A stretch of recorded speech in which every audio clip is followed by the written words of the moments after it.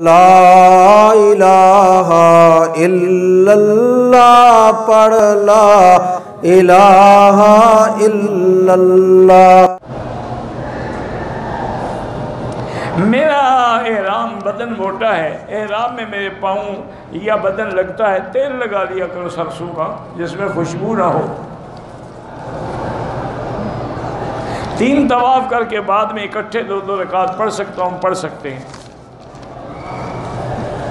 میرے شوہر بھی جلدی غسل میں آ جاتے ہیں، نمک تیز ہو جائے، ان کے لیے 2 رکعت پڑھ کے دعا کیا کریں۔ 2 رکعت پڑھیں نماز، یا اللہ میرے خاوند کو ہدایت دے، اور اللہ کا نام ہے یا لطیف ہو یا ودود ہو، یہ پڑھ کے جب بھی آئے دم کیا کریں، انشاءاللہ وہ ٹھنڈے ہو جائیں گے۔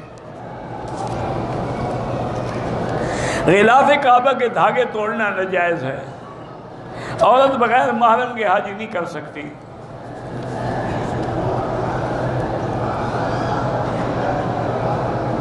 موسیٰ اور ہارون بڑے تھے،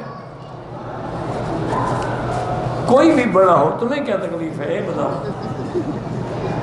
نہیں، آپ نے ان سے ملنا ہے، یا آپ سامری کی پارٹی سے ہیں؟ پتہ کر رہے ہیں کہ بڑا کون ہے؟ بھائی کوئی بڑا ہو، وہ بھی نبی ہیں، وہ بھی نبی ہیں۔ عمر میں حضرت ہارون بڑے تھے۔ ایک آدمی نے ایک صحابی سے پوچھا، انت اکبر ام رسول اللہ، تم بڑے ہو یا حضور؟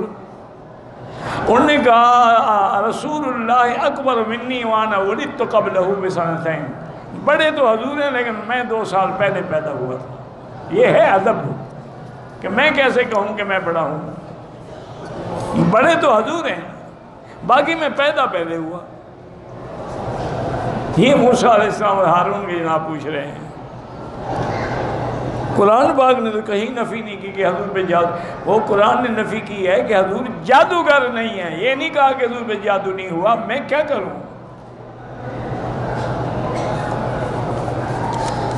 ولا بقول ساحر ولا بقول شاعر، آپ کا کلام کوئی جادوگر کا کلام نہیں، نہ شاعر کا، یہ تو اللہ کا قرآن ہے۔ یہ تھوڑا ہے کہ آپ پہ جادو نہیں ہوا۔